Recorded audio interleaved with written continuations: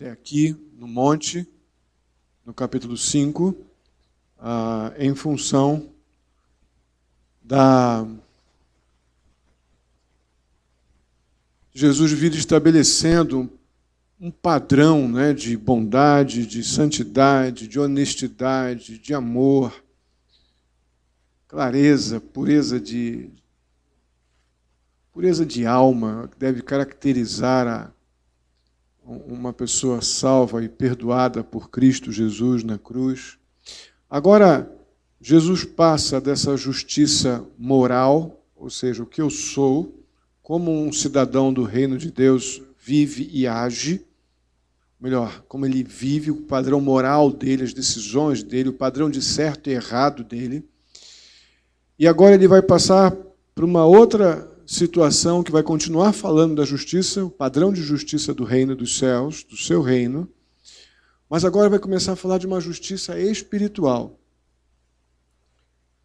É o que eu faço. O que eu sou, foi no capítulo 5, justiça moral. E agora a justiça espiritual. O que eu faço com o que eu sou? Como o crente, então, salvo por Jesus, como ele age? Como é a vida espiritual desse crente que está debaixo desse padrão de justiça que caracteriza o cidadão do reino dos céus?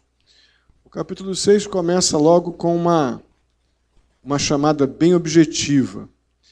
Tenham o cuidado de não praticar suas obras de justiça diante dos outros. E aí, até o verso 16, o Senhor Jesus vai apresentar 3 áreas que ele estabelece como indispensáveis para que a justiça espiritual, marcas que tem que haver na vida do crente, no salvo pelo Senhor Jesus, revelam a justiça de Deus ou a justiça do reino nessa perspectiva da vida espiritual do crente. E 3 situações surgem aqui, Jesus vai falar sobre elas dos versos 1 a 16. A primeira é o dar esmolas. O segundo é a oração. E a terceira característica da justiça espiritual do reino dos céus é o jejum. 3 áreas desafiadoras para a gente pensar. Vamos fechar nossos olhos, vamos orar mais uma vez, pedir que Deus nos ajude a encontrar o que Ele quer para nós aqui nesse texto da sua palavra. Oremos. Santo Deus, muito obrigado mais uma vez pela vida de cada amado irmão aqui. E peço ao Senhor, em nome de Jesus, que a Tua palavra mais uma vez venha ao nosso encontro, nos conduza à Tua vontade, ó Deus, que possamos terminar este tempo de reflexão na Tua palavra, compreendendo mais das virtudes que devem acompanhar o cidadão dos céus, as virtudes do Teu reino que devem fazer parte da nossa vida, a Tua justiça, o Teu padrão de justiça no que diz respeito à nossa vida cristã, nossa vida espiritual. Nos ajuda a compreender o que o Senhor quis transmitir aqui no monte e agora para cada um de nós. Assim eu te peço em nome de Jesus. Amém. Muito bem. Jesus está ensinando que não há a menor necessidade entre a gente fazer uma escolha, tomar algum tipo de decisão entre uma vida piedosa, uma vida de um crente que está envolvido, servindo na vida no dia a dia da igreja, envolvido nos trabalhos da igreja, uma pessoa que ora, que lê a Bíblia, que testemunha, que não há diferença entre esse crente piedoso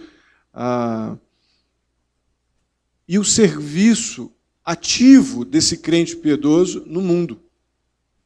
Não há essa divisão. Há muitos anos atrás, há 18 anos atrás, quando eu comecei a vir aqui, a convite do então pastor desta igreja, para ajudá-lo, estava numa situação difícil de saúde da esposa, eu comecei a vir de Amparo para cá, para auxiliar aqui um pouco, até que ele não conseguiu continuar, acho que tem uns 19 anos atrás. Ele não conseguiu continuar e eu, então, no decorrer do percurso, acabei vindo para cá, assumindo a igreja então. Mas uma coisa que me chamou muito a atenção na época era algo que muitos falavam, que era ensinado pela liderança da igreja daquela época, que vida secular é uma coisa, a vida espiritual é outra. Que na igreja é uma coisa, trabalho é outra coisa, não dá, algumas coisas lá são de trabalho. Ele tinha algumas condutas incompatíveis com a posição de um cidadão do reino no seu trabalho. E então ele pregava aqui, no contexto da igreja, que cada coisa é uma coisa, na igreja é uma coisa, na vida secular é outra. Isso me assustava, porque não encontro isso na Bíblia de forma alguma, porque não há essa distinção entre o amor a Deus e o nosso amor às pessoas ao nosso redor. Não há distinção entre uma vida piedosa e serviço na igreja e uma vida piedosa, ativa no mundo, como crentes no mundo. A Bíblia não faz essa distinção. Na verdade, a justiça, o padrão de justiça de um crente nascido de novo, de um crente genuíno, de um salvo pelo Senhor Jesus, não faz distinção entre essas coisas. O crente que eu sou na igreja, eu sou no mundo. Talvez a maneira como eu aplico, como eu vou desenvolver ou aplicar, pôr em prática a minha vida espiritual, minha vida cristã no mundo, tenha outras aplicações. Eu creio que isso é perfeitamente possível, natural até. Mas não há distinção alguma. Então, se eu digo que eu amo a Deus aqui, eu posso amar a Deus também fora daqui, tendo um relacionamento que revela a justiça do reino dos céus no mundo onde eu vivo. E aqui, em particular, falando em justiça, Jesus está aplicando a justiça espiritual àquele contexto da justiça social, que nós vemos muito fortemente no Antigo Testamento, a preocupação de Deus com o pobre. E é nesse ambiente que estão sendo tratados os assuntos agora, neste momento aqui, nessa primeira fase, dos versos 1 a 4, de Mateus capítulo 6. Vamos ler inicialmente aqui versos 1 a 4, e semana que vem vamos na sequência até fechar no verso 16. Inicialmente agora nos versos 1 a 4.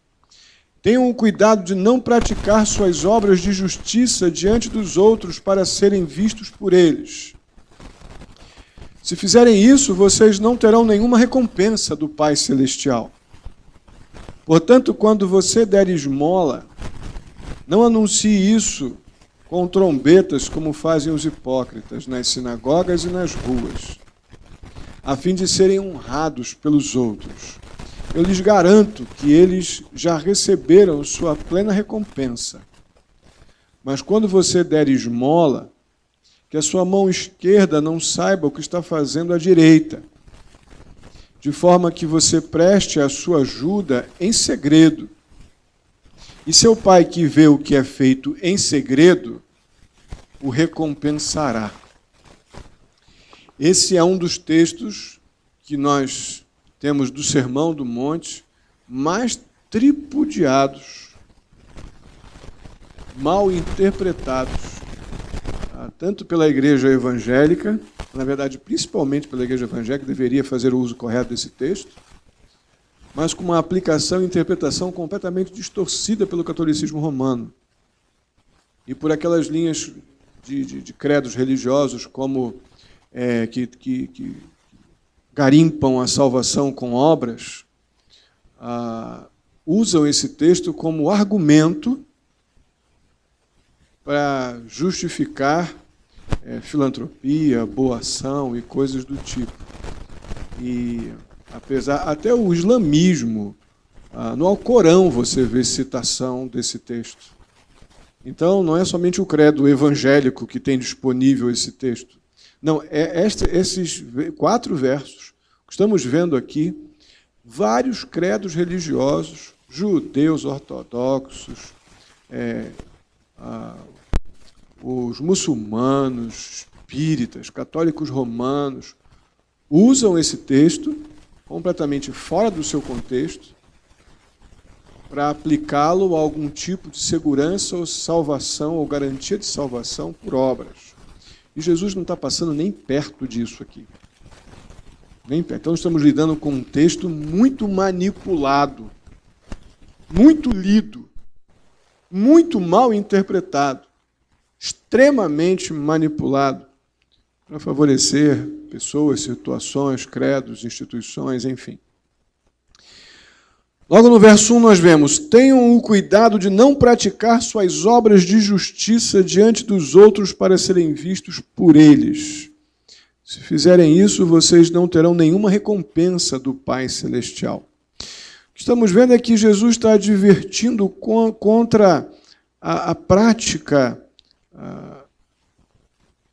daquilo que é identificado aqui como obras de justiça na frente dos outros.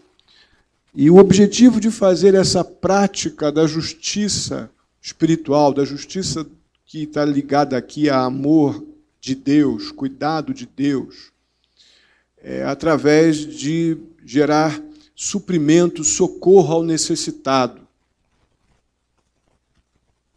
E a exortação do Senhor Jesus é: não façam isso na vista dos outros, ou seja, para que vocês sejam aplaudidos pelos outros. Não façam desta forma, com o objetivo de aparecer. Aí Jesus vai e apresenta os 3 exemplos de justiça, como já disse, que são as esmolas, a oração e o jejum. Me parece que Jesus contava que seus discípulos estivessem pondo essas realidades em prática na sua vivência, na vivência espiritual de cada um, já que ele começa os versos 2, 5 e 16 desse bloco, que nós vamos do 1 ao 16, como já disse, mas ele começa esses 3 momentos, esses 3 temas que nós vamos trabalhar nessa quarta, na próxima e na outra. Ele começa dizendo no verso 2: quando você der esmola, ou seja, o tempo verbal está nos conduzindo aqui à ideia de que Cristo acredita que eles pretendem pelo menos fazer isso. Eles sabem, têm conhecimento que devem ir na direção do necessitado. Quando vocês derem, depois no verso 5 ele diz: quando vocês orarem, percebam que o tempo verbal nos leva para a ideia de que Jesus espera que algo já esteja acontecendo. Ou pelo menos eles tenham em mente. E depois ele diz no verso 16: quando vocês jejuarem, algo que Cristo realmente tem como certo que os discípulos estariam, se não já agindo assim, eles tinham toda a intenção de agir assim. E isso nos inclui. Isso nos inclui. O cidadão do reino deveria ter essas características. Porque nós somos alvos do amor de Deus, que revela o padrão de justiça de Deus. Como vimos lá no capítulo 5, que Deus deixa claro no Sermão do Monte, através da administração de Jesus, que Deus ama tanto o mal quanto o bom. Nós vimos na semana passada que o sol e a chuva nascem sobre o bom e o mal. Nós fomos ordenados semana passada a amar o inimigo e orar pelo perverso.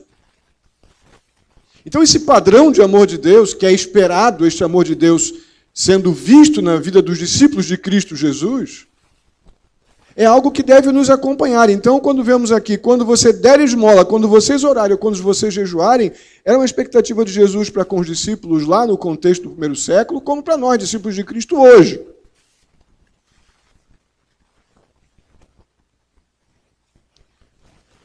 Essas 3 práticas, eu vou citar aqui o que elas significam, ou a prática delas, não vou entrar em detalhes nas 2 seguintes, mas a ideia é a seguinte: dar esmolas. Não se assuste com esse termo, não, vou falar mais sobre ele daqui a pouco. Mas a expressão literal é desta forma que aparece no texto original. A expressão é esmolas. Não é oferta, não é dízimo, não, é esmola. Não tem nada a ver com nossos dízimos e ofertas. A palavra usada aqui no texto original é esmola. E Jesus usa essa palavra mais de uma vez, no que diz respeito ao socorro ao necessitado. E, literalmente, ela está ligada a esta ideia. Dar esmola significa procurar o teu próximo, e já vimos que o teu próximo não é teu parente, nem teu irmão da igreja, que está com necessidades, e você, podendo assisti-lo, o atenda. Isso está bem ligado ao necessitado, ao desamparado, ao carente. Essa ideia do dar esmolas. O orar, obviamente, é a busca do Senhor, reconhecendo a nossa dependência completa dele quando oramos. Esse é o grande princípio da oração. É um reconhecimento da suficiência do Senhor e da nossa completa dependência dessa suficiência, desse poder soberano de Deus para agir conforme a sua perfeita e santa vontade. E o jejuar, que veremos daqui a 2 semanas, que é a ideia de abster-se da alimentação por razões especificamente espirituais.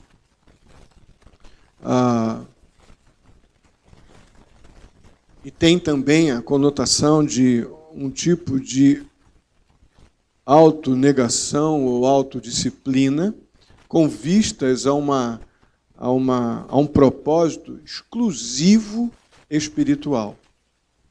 Vamos entrar em mais detalhes sobre isso mais à frente.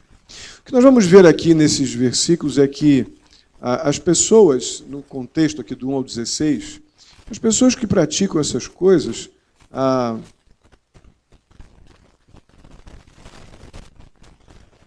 pessoas que Jesus tem em mente aqui, quando ele está citando essas verdades, são pessoas que estão fazendo essas coisas, não estão deixando de fazer, não. Jesus está despertando ou chamando a atenção dessas áreas porque tem pessoas fazendo isso, dando esmolas, orando e jejuando. O problema é que elas estão fazendo isso visando o aplauso dos outros. Elas estão fazendo o que deve ser feito da forma toda errada, com a motivação completamente errada. E o que mais nós estamos vendo aqui no Sermão do Monte, um dos grandes propósitos do Sermão do Monte, Jesus está dizendo, olha, eu não vim aqui para negar a lei, não vim para negar nada do que a lei diz, mas eu vim para trazer para vocês uma compreensão da lei que vai trazer, a lei vai fazer com que a minha vontade ela parta do coração de vocês, do entendimento profundo e íntimo de vocês, e não apenas de uma superficialidade, de uma coisa que vocês demonstram aparentemente, que era a realidade dos fariseus. Mais uma vez, Jesus continua na mesma linha. Olha, não estou dizendo que vocês não estão dando esmolas, que vocês não estão orando e vocês não estão jejuando. Não, vocês estão fazendo isso. O problema é que vocês ainda não estão fazendo isso apenas com a mente. Não estão fazendo como fruto de uma decisão profunda da alma, de uma compreensão do que implicam cada uma dessas realidades para uma realidade muito maior, que é espiritual, que é para a glória de Deus, para o serviço e para a honra do Senhor. Isso vocês não estão fazendo ainda. Por outro lado, aquela pessoa que pratica essas coisas, que tem essas práticas na sua vida, mas essas pessoas também, tem pessoas que fazem isso pensando unicamente na recompensa, dentro da perspectiva das bênçãos do Senhor, como algo que vem do Pai Celeste, como diz o texto, algo que provém das mãos do Senhor, estão praticando essas coisas, como o texto diz, como o Senhor indica, como o Senhor ensina que deve ser feito. Eles estão orando, eles estão dando esmolas, eles estão orando, eles estão jejuando, mas em segredo, aguardando que o Pai Celestial lhes dê aquilo que é a recompensa que Deus sabe o que é, e eu e você não sabemos ainda, vamos ver daqui a pouco. Então tem esses dois grupos ouvindo, provavelmente, aqui esse sermão. Hoje vamos falar, então, o que temos aqui nos versos 2 a 4, que é o tal do dar esmolas. Que expressão complicada na nossa cultura. Que expressão. Eu digo para vocês, eu nem creio que seja apenas na nossa cultura, porque, em particular, O catolicismo romano, que é um credo mais popular, pela forte influência que tem do Vaticano no mundo inteiro,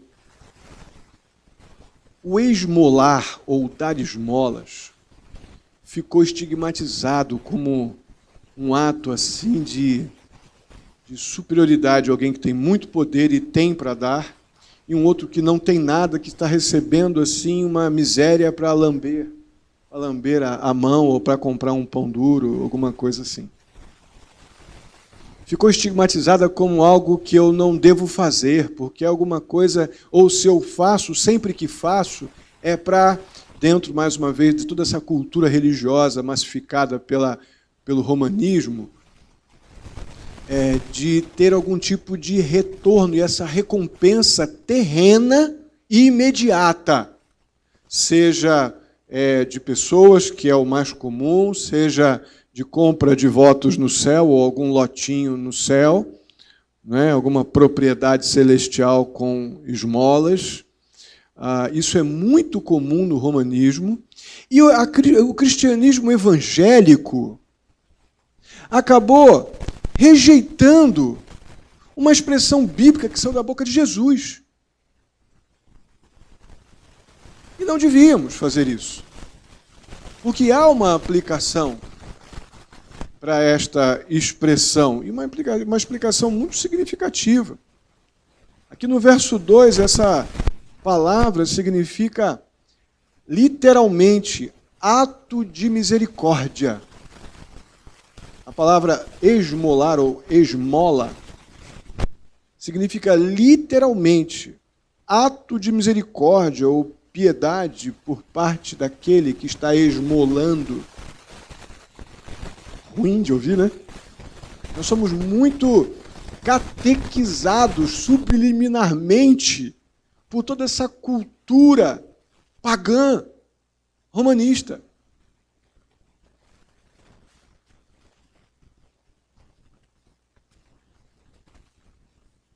Literalmente, o que Jesus esperava dos seus discípulos é que eles não ignorassem o pobre e exercitassem piedade, a misericórdia de Deus, dando esmola ao necessitado, sendo generoso, a ideia de generosidade, não ignorando, está muito dentro do que vimos sobre justiça social lá no retiro do ano passado, ou retrasado, não sei. É uma expressão encontrada constantemente no Antigo Testamento.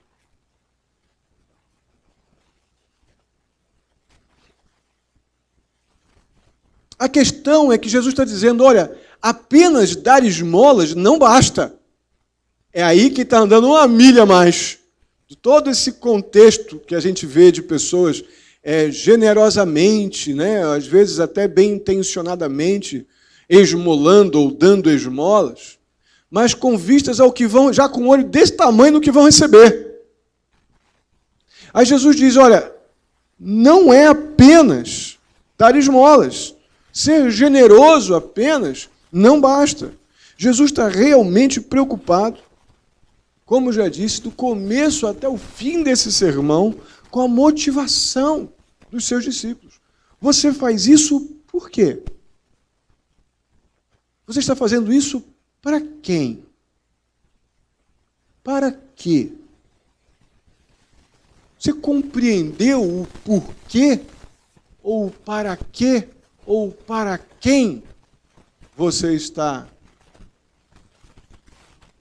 quando generosamente socorre o necessitado, praticando essa obra de justiça que nós vimos aqui no começo do texto? Você está entendendo o que está acontecendo? Nós já vimos que o Senhor Jesus, lá no capítulo 5, quando ele expôs o sermão, na exposição do Sermão do Monte, no capítulo 5, a gente vê o 6º e o 7º mandamentos. Ali vemos que o princípio do homicídio e do adultério podem ser cometidos no coração, lembram disso? Podem ser cometidos no coração, sendo uma ira injustificada ou algum tipo de homicídio no coração, ou melhor, a ira injustificada é um tipo de homicídio no coração, e também os olhares concupiscentes, né? A concupiscência dos olhos é uma espécie de adultério também no coração. E na questão das esmolas, ele tem a mesma preocupação, com esses motivos secretos que nos levam a ser generosos, com esses motivos, muitas vezes, que somente nós sabemos, mas que acompanham um gesto de generosidade. E Jesus está dizendo, olha, eu quero muito que vocês repensem a maneira como vocês servem o que necessita. Para que vocês não façam como os fariseus, mas que vocês façam como um cidadão do meu reino, que está debaixo da minha justiça, do meu padrão de justiça espiritual. E aí ele vai descrever, na verdade, Jesus vai ironizar, né, o modo como é que os fariseus transformam o ato de generosidade deles praticamente num evento público. É o que nós vemos aqui. Eles transformam o ato de atender um necessitado que ficavam à porta do templo ou da sinagoga. Era comum na época ficarem pessoas com necessidades grandes, doentes nem tanto, porque os doentes geralmente nem entravam dos portões na cidade. Mas pessoas necessitadas, pobres, necessitando de comida, de dinheiro para comprar comida, certamente enfermos também, mas não de uma forma muito pública. O leproso nem entrava. Era considerado impuro e ficava lá de fora da cidade. Mas deviam ter enfermos também, carentes, ali na porta da igreja, ou na porta da sinagoga, ou do templo. E é aí que o Senhor Jesus está querendo atuar. E ele ironiza um pouco a maneira como os fariseus mostravam isso, né? A generosidade deles era absurdamente pública, né? Eles tornavam aquilo um acontecimento público. E aí ele vai e descreve o fariseu orgulhoso da sua humildade, né? Pomposo, ele caminhando lá pelo meio do templo, da sinagoga, para levar esmolas aos pobres. Jesus está ironizando isso aqui. É ironia, porque logo depois ele vai dizer, e eles, né, pegam a banda da cidade, e quando vão fazer isso, mandam eles tocarem os trompetes. É o que nós vemos aqui, ó. Portanto, quando você der esmola, não anuncie isso com trombetas, como fazem os hipócritas nas sinagogas e nas ruas. Jesus está ironizando, ó, vocês não façam como eles não, que pagam a banda da cidade para tocar na hora que eles vão dar esmolas. Façam isso desse jeito não, de forma alguma. Jesus estava, sem dúvida alguma, condenando essa infantil ansiedade que nós temos de ser aplaudidos pelas pessoas. Isso tem muitas implicações em várias áreas da nossa vida. Nessa aqui em especial, é algo que a gente, muitas vezes, de maneira bem intencionada, faz o que é bom e o bem. Talvez eu não contrate uma banda para tocar quando eu faço alguma coisa assim, mas eu mesmo pego um trombone e toco, fazendo questão que o meu nome apareça no livro de contribuintes, fazendo questão de que o pastor diga da igreja, aqui, do púlpito, que fulano deu, que fulano contribuiu, que fulano ajudou, que fulano fez. Não estou exagerando, não. Já tive pessoas ofendidas de darem ofertas e eu não faço propaganda de quem dá oferta. Ofertas especiais, específicas, para uma área ou para outra. Foi uma, nem duas, não. A pessoa entra na minha sala e fala, por que o senhor não falou? Eu falei, não falei e nem vou falar.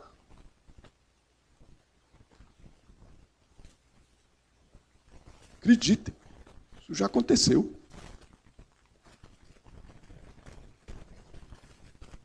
Então não estamos muito longe, não, dessa incrível, absurda ansiedade infantil de ser aplaudido. Faço a coisa com uma intenção, um desejo correto, mas com a motivação completamente errada, antibíblica, descontextualizada do Novo Testamento e descontextualizada das características que envolvem a nossa cidadania celestial. Isso acontece desde o dia de Jesus, né? Jesus não estava falando aqui como ele está falando. A questão é que hipocrisia, irmãos, é a palavra que Jesus usou para caracterizar esse tipo de exibicionismo religioso. Mera religiosidade exibicionista. Jesus escolheu a palavra hipócrita.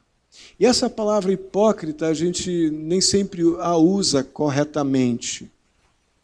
O uso dessa palavra, em primeiro lugar, dentro da sua função gramatical original, ela diz respeito a uma pessoa que fala em público, mas mais especificamente ainda está ligada à ideia de um ator. Literalmente, o Rupócrites era como os atores de teatro na Roma Antiga eram chamados nos dias de Jesus. Rupócrites. Pessoas que vão para o palco. E figuradamente, então, essa palavra passou a ser aplicada a qualquer pessoa que trata o lugar que ela está, o mundo que ela vive, como se fosse um palco onde ela está constantemente encenando um certo papel. Essa pessoa, então, esse Rupócrites, ou hipócrita, ele deixa de lado a sua verdadeira identidade e assume uma identidade falsa e a vive como se fosse verdadeira. Ele passa praticamente a acreditar na identidade falsa como se ela fosse verdade. Bom ator, esses caras são os bons atores, né? A questão é que no teatro não há nenhum problema disso acontecer, porque o teatro é o lugar, né? Dos atores executarem lá seus papéis. Então, o lugar para isso é no palco. Agora, quando o problema vem para o contexto da vida cotidiana, em particular da nossa vida espiritual, é que é complicado, porque o hipócrita espiritual, ele deliberadamente pretende enganar as pessoas. Ele deliberadamente quer representar algo que ele não é, mas quer fazer todo mundo acreditar que ele é. Nós estamos bem servidos hoje dentro da realidade neo-evangélica de Rupócrites. Não é? Deus nos livre de ser um desses. Aí fica fácil da gente chegar diante de uma rápida ilustração ou apresentação, né, dessa circunstância que envolve este momento aqui de Jesus no monte. É fácil a gente criticar aqueles judeus fariseus, que coisa, que hipócritas. É mole, fácil. A questão que também é facílimo cairmos na armadilha de dar esmolas para sermos aplaudidos. Mas, pastor, vem você com esmola de novo. É o texto bíblico. É que nós temos tanta dificuldade de ir na direção do necessitado para, de alguma forma, assisti-lo, que é uma coisa incômoda o uso dessa expressão. O fato é que nós continuamos olhando para o pobre, a ideia do miserável, não é nem o pobre propriamente dito, mas é aquele cara que está abaixo do nível de pobreza, que é o miserável. E ainda olhamos para o nosso cachorrinho em casa com mais dó, detesto essa expressão, mas eu vou usá-la, do que essa pessoa que está no canto da calçada nos pedindo algum tipo de ajuda. O fato é esse, por isso que a expressão esmola nos ofende.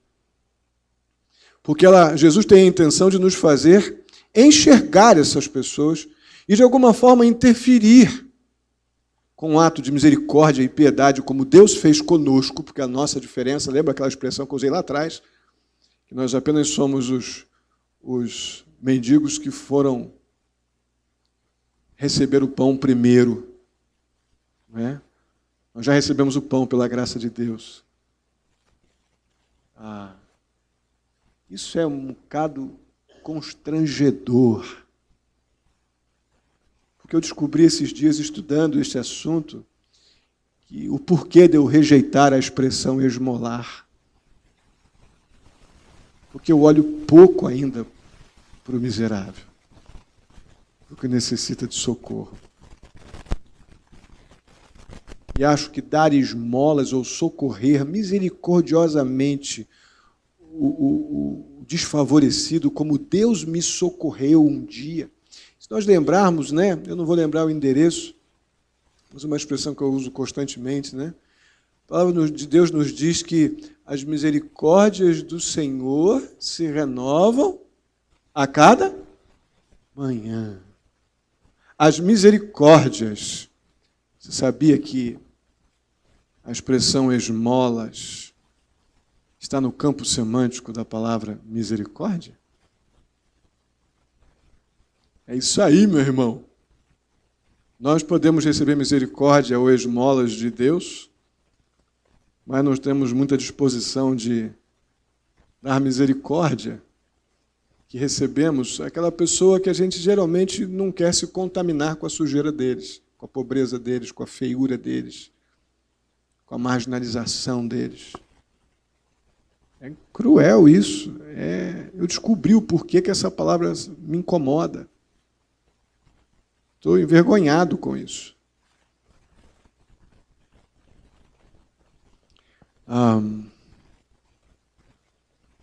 As pessoas que buscam, então, o reconhecimento dos outros, quando vão na direção do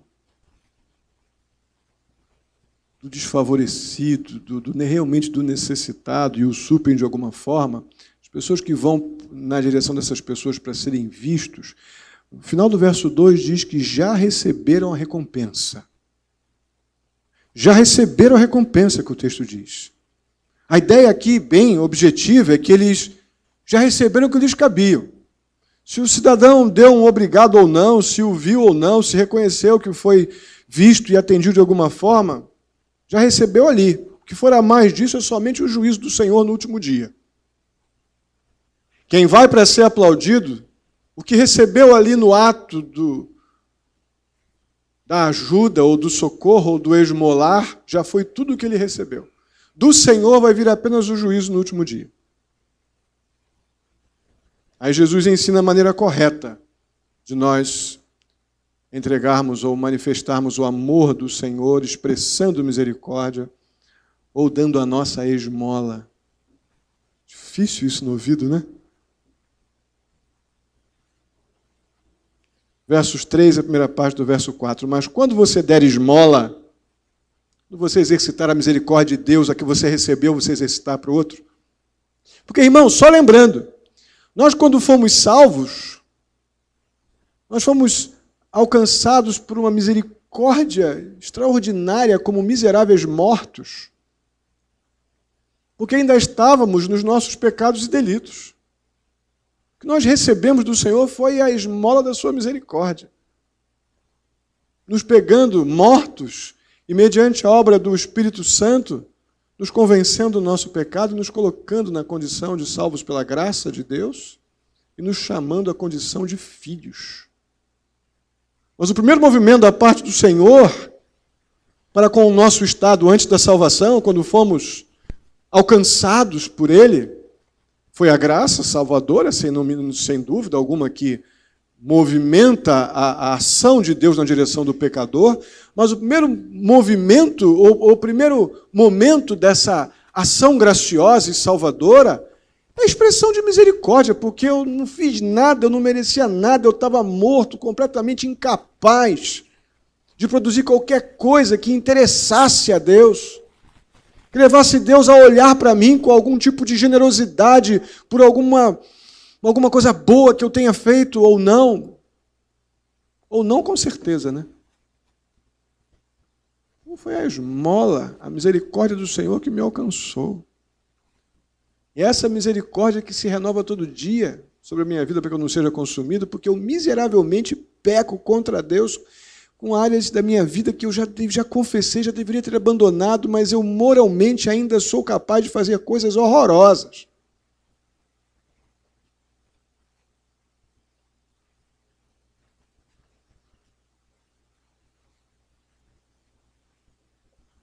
quando você der esmola, que a sua mão esquerda não saiba o que está fazendo a direita, de forma que você preste a sua ajuda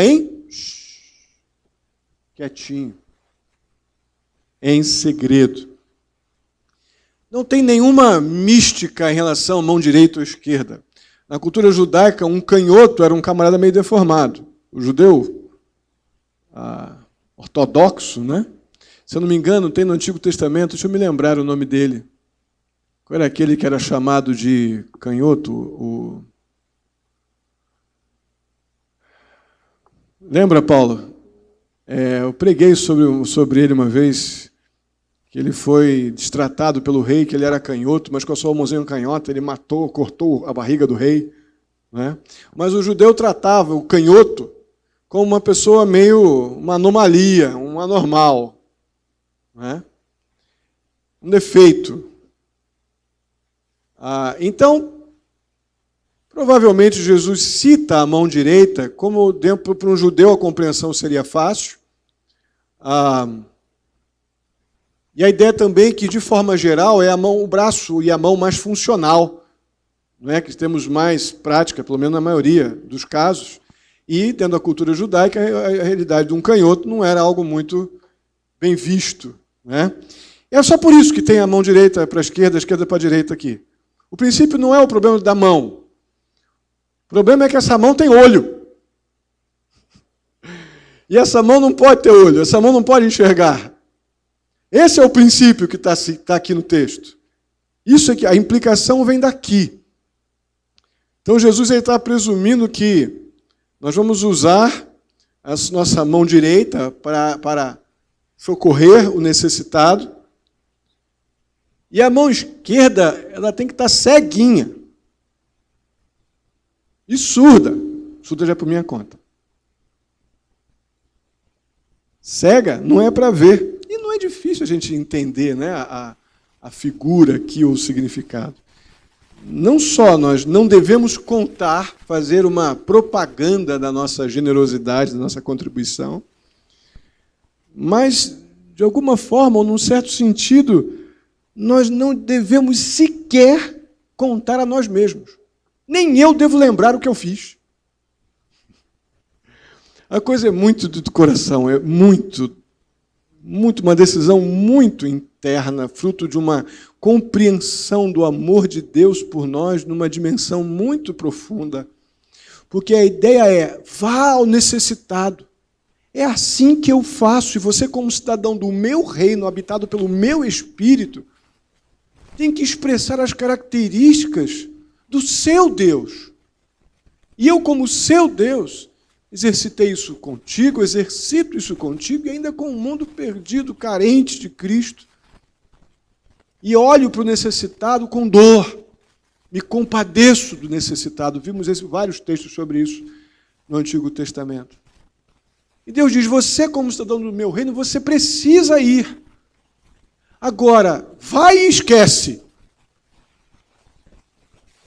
Dê com a mão direita, esqueça, vai quietinho, faça o que tem que fazer e nem sequer mais cogite que você fez. Uau!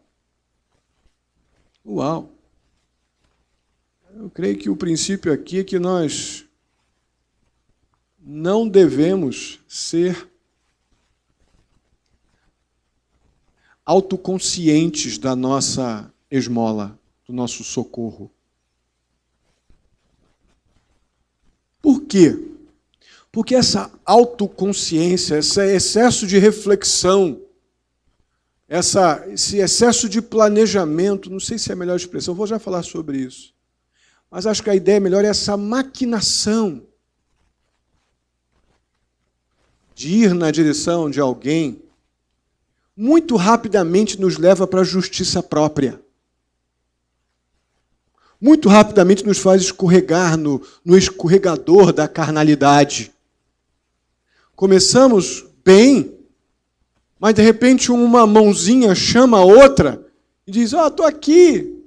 E eu vou e sento lá no tobogã da carnalidade e saio da obra de justiça e muito rapidamente chego na justiça própria, que não tem nada a ver com o padrão do reino dos céus. E a coisa é sutil, meu irmão, muito sutil. É muito possível a gente socorrer um necessitado quietinho, em segredo, e simultaneamente a gente ficar pensando naquilo com um espírito assim de autogratificação. Eu não contei para ninguém, mas eu sou bom demais, eu sou tão generoso. Nós conseguimos fazer um negócio desse. Eu fiz quietinho, mas eu estou botando pedrinhas lá no céu. Estou botando tijolinho, naquela minha kitnet que estou fazendo lá no céu. Mas não falei para ninguém. Estou em segredo. Isso é sutil, mas é muito, muito assustadoramente possível.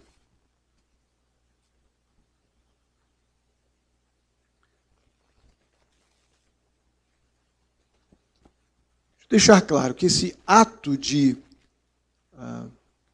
dar a esmola, de ir misericordiosamente com o exercício da misericórdia de Deus, é uma atividade legítima, é uma atividade real e que envolve gente real, com necessidades reais. O propósito disso é, sim, aliviar, algumas vezes, o desespero de pessoas que talvez não tenham ainda tido encontro com Jesus, e você socorre com presença, com comida, com remédio, com uma interferência na miséria daquela pessoa, para então poder revelar a grandeza do amor que te moveu à direção daquela pessoa, e Deus ser visto em nós, a graça de Cristo e o amor de Deus ser visto em nós, só pelo ato de enxergar aquela pessoa e não fazer disso a sua plataforma eleitoral.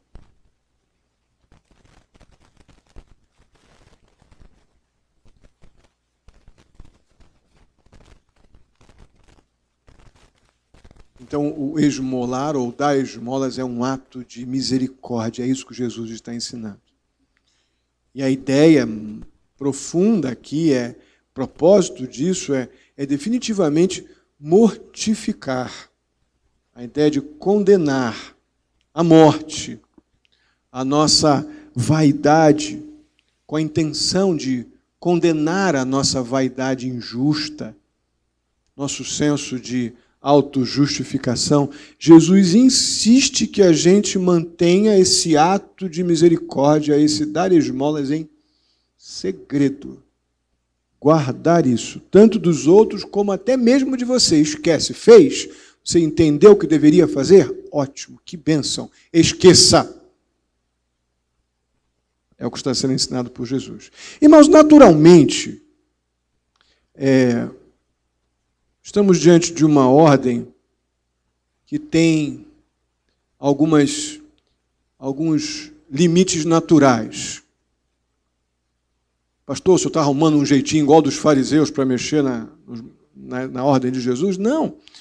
Eu disse naturais.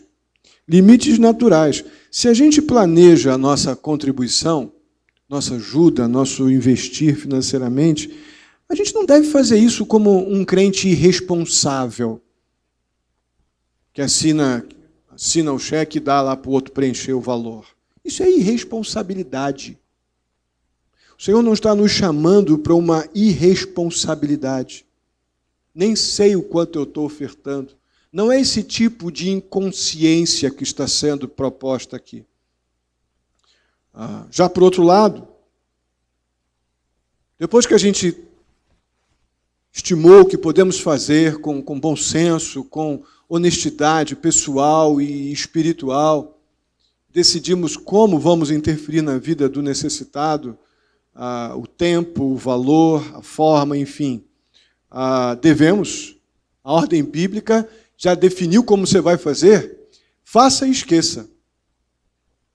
Essa é a ideia. A gente não deve ficar pensando nela, aquele sentimento perigoso de autogratificação que é bastante comum. E eu usei a expressão aqui para botar um contorno mais cristológico e neotestamentário. Eu coloquei a esmola evangélica A esmola evangélica, ela deve ser marcada, sim, pela renúncia pessoal, pelo autossacrifício e não pela autogratificação. São coisas completamente diferentes. Nós deveríamos, sim, procurar, quando nós vamos até aquela pessoa realmente necessitada, não temos que ter em mente louvor ou aplauso ou apreciação de pessoas, mas unicamente a aprovação de Deus. Unicamente. Isso diz respeito diretamente ao que Jesus diz, que a tua mão direita fizer, que a esquerda nem tome conhecimento. Então, acredito que devemos nos satisfazer, encontrarmos completa pacificação para a nossa ansiedade pela autogratificação, no fato de que somente Deus e somente aquele que interessa ou a quem interessa tem conhecimento do que eu fiz. Porque só Ele mesmo que interessa. Ele é a única testemunha. Que Deus seja a única testemunha do nosso ato de misericórdia. É isso que Jesus está ensinando. E vem o finalzinho do verso 4. E o seu Pai que vê o que é feito em segredo, o recompensará. Aí dá vontade até de ficar em pé agora, né? Vamos lá, qual é a recompensa? Diz aí, pastor. Autogratificação aí. Gente, isso aqui é uma luta. É sutil esse troço. Muito sutil. Qual a recompensa que o Pai Celeste dá àqueles que dão a sua dádiva em secreto? Irmãos, provavelmente a única recompensa que o exercício desse verdadeiro amor de Deus, desse amor misericordioso, recompensa quando dá ao que precisa, é o alívio daquele que recebeu o seu socorro. É a recompensa do exercício do amor misericordioso de Deus. É o fato de que aquele que você assistiu teve alívio. Eu realmente acredito nisso. Caso contrário, estamos buscando ao Senhor por obras. Caso contrário, esse papo de que eu sou salvo pela graça é uma coisa assim mais intelectual do que qualquer outra coisa. E nós somos muito inclinados a ter essa sensação de que Deus vai quebrar meu galho porque eu sou legal na igreja com as pessoas, eu faço, aconteço e tal. Isso é uma resposta ao amor que eu recebi da parte de Deus. A ter recebido essa esmola da parte de Deus quando eu estava morto. Então eu respondo a isso, indo na direção do necessitado. Repito, irmãos, isso não tem nada a ver com dízimo e oferta. Mas exercitando esta misericórdia e encontrando a recompensa no fato de que a única testemunha do meu ato misericordioso é o próprio Deus, que me amou. E se há uma gratificação, e se há a recompensa do Senhor para mim, é ver que esse gesto de amor cumpriu o seu papel, trazendo alívio ao realmente necessitado.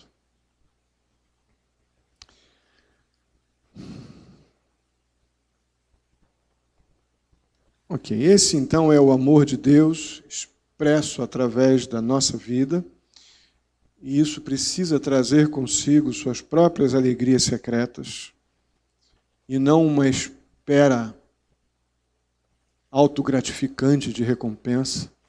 A pessoa que vive assim vive muito angustiada, porque ela nunca está satisfeita. Não aprendeu a receber perdão sem merecer nada. Tive uma pessoa aqui no passado que, infelizmente, hoje está desviada do Evangelho e, infelizmente, também era uma coisa que eu imaginava que poderia acontecer, que ela não se conformava com o fato de Cristo ter morrido na cruz por ela e só isso, e ela não ter que fazer nada. Não se conformava, me parava nos corredores da igreja. Pastor, não é possível, eu tenho que fazer alguma coisa. E vivia numa ansiedade muito grande. Hoje, infelizmente, está no mundo, toda a família.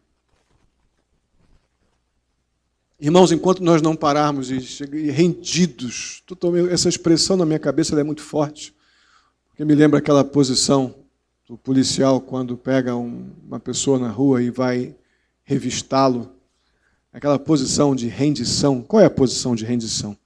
Não é isso aqui? Ó? Não é isso aqui?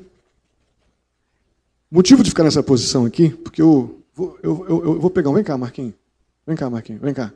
Vem cá, Marquinhos. A parede.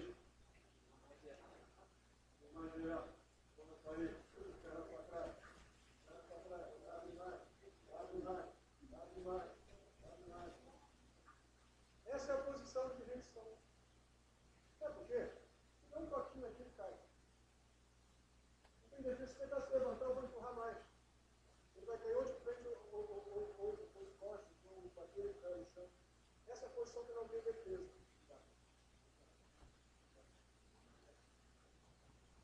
Eu creio que é isso que Deus está esperando de nós. A gente parar de se defender. Eu estou recebendo um favor que não mereço, eu me rendo. Eu desisto de tentar qualquer coisa, qualquer senso de autogratificação é inútil diante de um amor que eu não explico.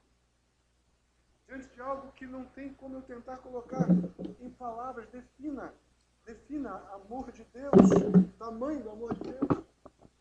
Então nós temos às vezes dificuldades em pensar neste gesto de esquecer.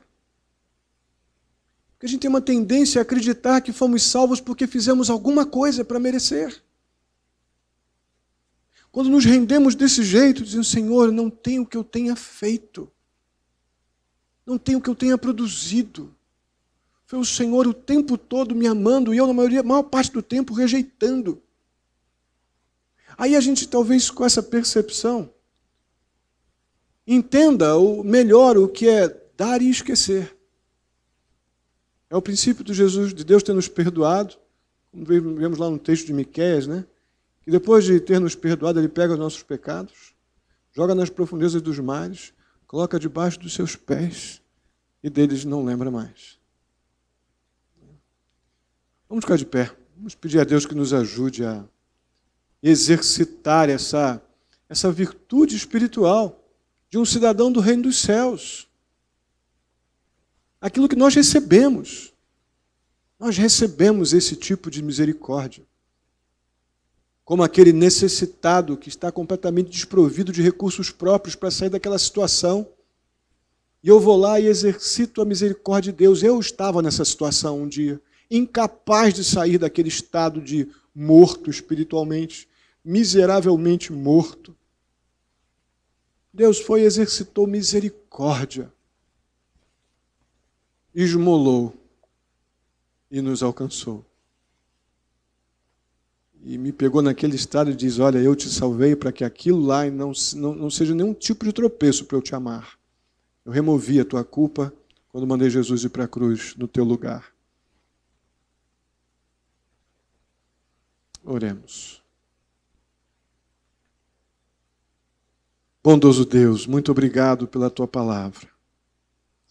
Muito obrigado a Deus por esse santo constrangimento que passamos diante de verdades tão grandes. O que eu peço em nome de Jesus é que isso nos afete, não apenas nos incomode.